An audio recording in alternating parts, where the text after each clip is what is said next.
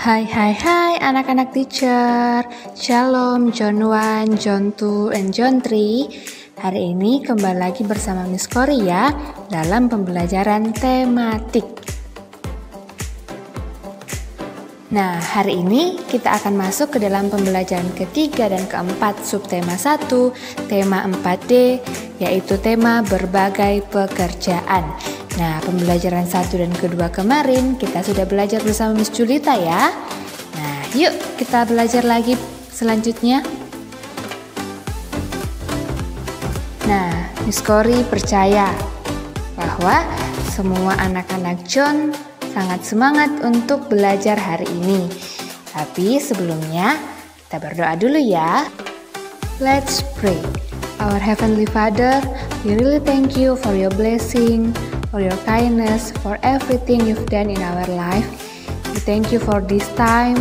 We want to learn about thematic. God, please bless us. Give us spirit. Give us your wisdom so we can understand about our learning today. Thank you Lord Jesus. In your name we pray to you. Amen. Nah, sebelum kita belajar, kita perlu tahu tujuan pembelajaran kita hari ini apa. Nah, untuk pembelajaran ketiga, kita akan belajar membandingkan sifat-sifat tokoh dalam cerita. Kemudian yang kedua, menyebutkan kegiatan pelestarian sumber daya alam. Nah, untuk pembelajaran keempat, kita akan belajar yang pertama, memberi pendapat tentang sifat tokoh dalam cerita. Yang kedua, menghubungkan sikap tokoh dalam cerita dengan makna sila Pancasila. Oke, hari ini kita akan banyak belajar tentang tokoh dalam sebuah cerita. Nah, bisa bedakan ya, tokoh dengan tokoh. Tokoh tanpa H di belakang dengan tokoh dengan huruf H. Nah, tokoh tanpa huruf H itu adalah tempat kita biasanya membeli sesuatu. Sedangkan kalau tokoh dengan H di belakang itu adalah pelaku yang diceritakan dalam sebuah cerita atau sebuah peristiwa. Nah, jadi bisa dibedakan ya, jangan sampai tertukar. Nah, kita akan belajar bersama-sama ya dari suatu cerita, yaitu judulnya Rajinlah Bekerja. Halaman 14-15 buku kalian. Yuk dibuka. Ini adalah cerita tentang seekor kelinci dan seekor tikus dan juga Pak Tani. Pada suatu hari, seekor kelinci yang sangat rajin sedang membantu Pak Tani memanen wortelnya. Ia membantu Pak Tani mengumpulkan wortel dan membawanya ke dalam lumbung. Walau merasa lelah dan haus, kelinci terus bekerja keras membantu Pak Tani hingga pekerjaannya selesai. Ketika kelinci sedang bekerja, tiba-tiba datanglah tikus pemalas yang diam-diam mengamati hal yang dilakukan kelinci. "Hai kelinci, apa yang sedang kamu lakukan?" tanya tikus kepada kelinci. "Aku sedang bekerja membantu Pak Tani memanen wortel." "Ah, untuk apa kamu bekerja keras seperti itu kelinci? Kamu hanya membuang-buang waktu dan tenaga," tanya tikus sekenanya. Kelinci pun menjawab dengan nada santai, "Aku bekerja keras agar aku mendapatkan wortel gratis untuk aku makan setiap hari." Tikus gemas dengan sikap santai kelinci. Tikus pun menimpali, "Untuk apa bekerja terlalu keras kalau kita bisa dengan mudah mencurinya?" "Ayo, ikuti aku saja," ajak tikus. Kelinci tidak menghiraukan ajakan tikus. Ia tetap bekerja membantu Pak Tani mengumpulkan wortel sampai ia mendapatkan upah wortel yang cukup banyak untuk dibawanya pulang. Dalam perjalanan pulang, kelinci mendengar seseorang memanggilnya. "Kelinci, tolong, tolong!" Kelinci tertegun mendengarnya. "Siapakah gerangan yang meminta tolong?" pikir kelinci. Ia pun mencari sumber suara tersebut. Setelah mencari-cari, kelinci menemukan tikus kesakitan karena terkena perangkap ketika sedang mencuri di ladang Pak Tani. Kelinci pun berusaha menolongnya, tetapi tidak bisa. Akhirnya, Pak Tani datang dan mencoba melepaskan tikus dari perangkap. Namun, Pak Tani memasukkannya ke dalam kurungan untuk mencegah tikus mencuri lagi. Tikus pun menyesal dan meminta maaf kepada Pak Tani dan berjanji tidak akan mencuri lagi. Akhirnya, Pak Tani yang baik hati memaafkan dan mengajak tikus untuk bekerja seperti kelinci agar bisa mendapat makanan gratis. Wah, menarik sekali ya ceritanya ya. Kita mendapatkan banyak pelajaran dari cerita tersebut. Nah, kita akan menjawab beberapa pertanyaan berdasarkan cerita tersebut ya. Nah, halaman 15 buku kalian kita akan menjawab bersama-sama untuk pertanyaan nomor 1 dan nomor 2. Dan setelahnya itu nomor 3, 4, 5 dan 6, kalian akan menjawabnya di rumah ya. Nah, untuk pertanyaan nomor 1, siapa saja tokoh yang terdapat dalam cerita tersebut? Nah, kita sudah belajar tokoh itu adalah pelaku yang diceritakan dalam cerita tersebut. Nah, cerita kita ada siapa saja? Ada seekor kelinci, kemudian seekor tikus, dan juga Pak Tani. Ya, jadi pelaku atau tokoh yang terdapat dalam cerita tersebut ada 3 ya. Kemudian untuk nomor 2, bagaimana sifat setiap tokoh? Bandingkanlah. Oke, kita sudah tahu tokohnya ada seekor kelinci, seekor tikus, dan juga ada Pak Tani. Kita lihat bagaimana sifat si kelinci. Ya, sifat kelinci, dia mau bekerja keras, dia mau berusaha untuk mendapatkan sesuatu yang dia inginkan, yaitu ingin mendapatkan makanan ya. Dia melakukan hal yang benar. Nah, bagaimana dengan tikus? Ya, kita membaca bahwa tikus tadi dia mengajak kelinci untuk mencuri. Nah, mencuri ini adalah cara yang instan untuk tikus bisa mendapatkan makanan. Tikus tidak perlu bekerja keras, tidak perlu berusaha untuk mendapatkan makanan.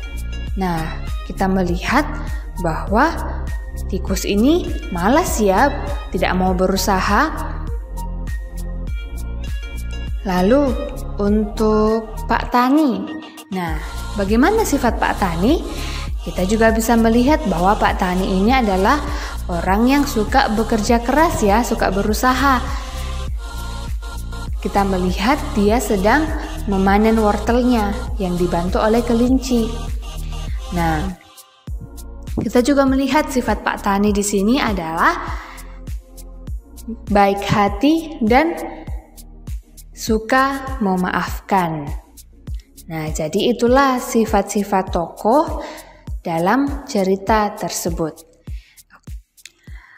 Nah, kita sudah belajar ya dari sebuah cerita yang kita sudah baca tadi. Sekarang kita akan melanjutkan pembelajaran kita. Kita akan melihat contoh kegiatan pelestarian sumber daya alam. Nah, anak-anak semua sudah belajar kan tentang berbagai jenis pekerjaan?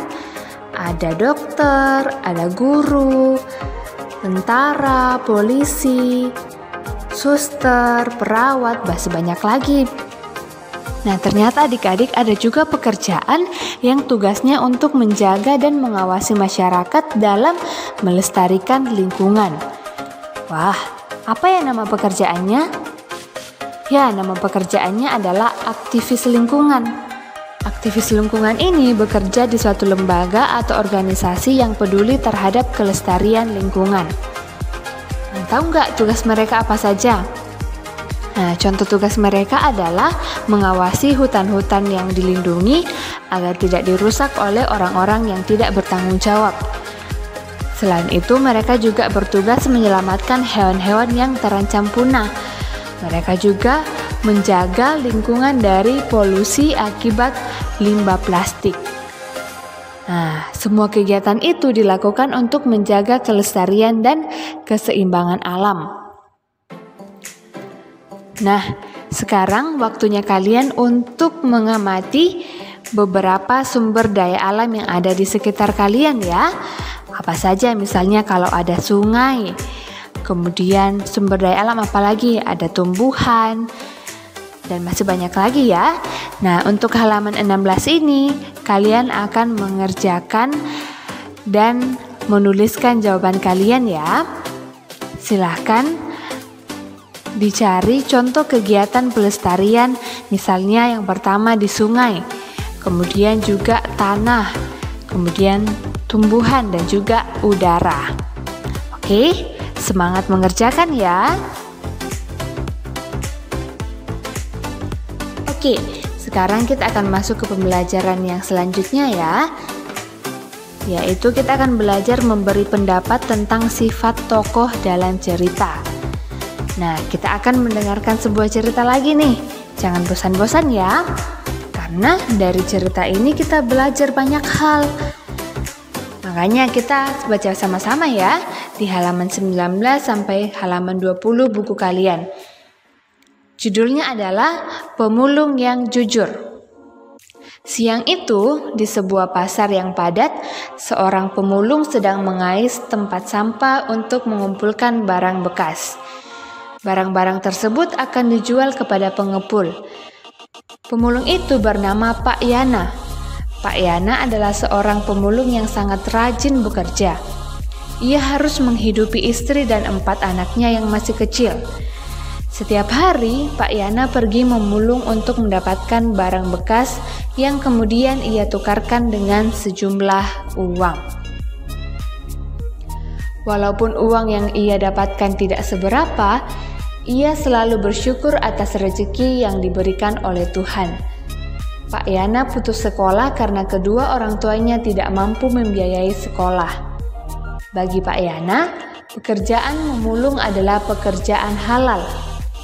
Namun, dalam hatinya ia ingin mendapatkan pekerjaan yang lebih baik dan dapat menghidupi keluarganya seperti orang lain.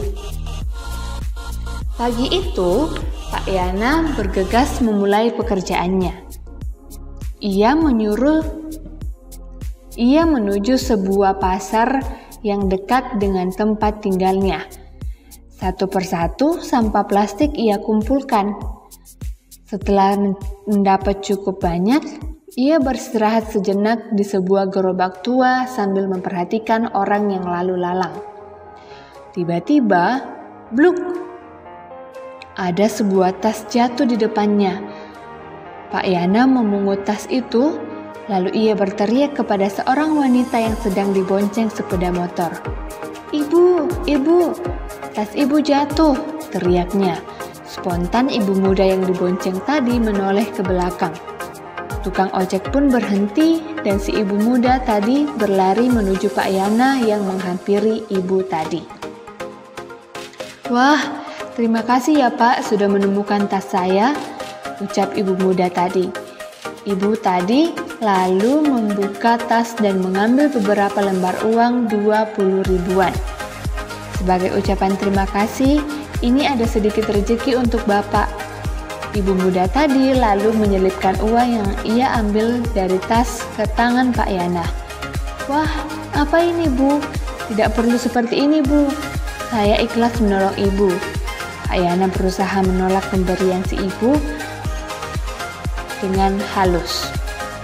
Akhir cerita, karena melihat kejujuran hati Pak Yana, ibu muda tadi mengajak Pak Yana bekerja sebagai penjaga sekolah di tempat ia bekerja. Berkat kejujurannya, kini Pak Yana bisa menghidupi keluarganya dengan rezeki yang cukup. Nah, menarik juga ya ceritanya ya. Berdasarkan cerita pemulung yang jujur, jawablah pertanyaan-pertanyaan berikut. Bagaimana sifat tokoh dalam cerita tersebut? Nah, siapa saja tokohnya? Ya, ada Pak Yana dan ibu muda ya. Bagaimana sifatnya? Sudah jelas, Pak Yana memiliki sifat yang jujur. Ya, ketika dia menemukan tas seseorang yang jatuh, dia mengembalikan tas tersebut. Nah, Kemudian ibu muda tadi bagaimana ya sifatnya? Ya, kita melihat ibu muda itu memiliki sifat yang baik hati ya. Pertanyaan nomor 2. Apakah yang dilakukan Pak Yana sudah tepat? Mengapa? Menurut anak-anak semua, gimana? Sudah tepat belum? Nah, menurut Miss Kori, apa yang dilakukan oleh Pak Yana sudah tepat ya? Karena dia berlaku jujur. Dia tahu bahwa tas itu bukan miliknya, sehingga dia mengembalikan tas itu kepada orang yang memiliki tas tersebut ya. Itu adalah sifat yang terpuji. Sifat tersebut juga disenangi oleh Tuhan ya, apalagi kita sebagai anak-anak Tuhan. Tuhan mau supaya kita bersikap jujur dalam kehidupan kita sehari-hari. Nah, untuk pertanyaan nomor 3, nomor 4, dan nomor 5, silakan anak-anak mencoba untuk menjawabnya di rumah ya. Nah, kita sudah belajar lagi ya tentang sifat tokoh dalam cerita yang kedua, cerita tentang seorang pemulung yang jujur, namanya Pak Yana ya.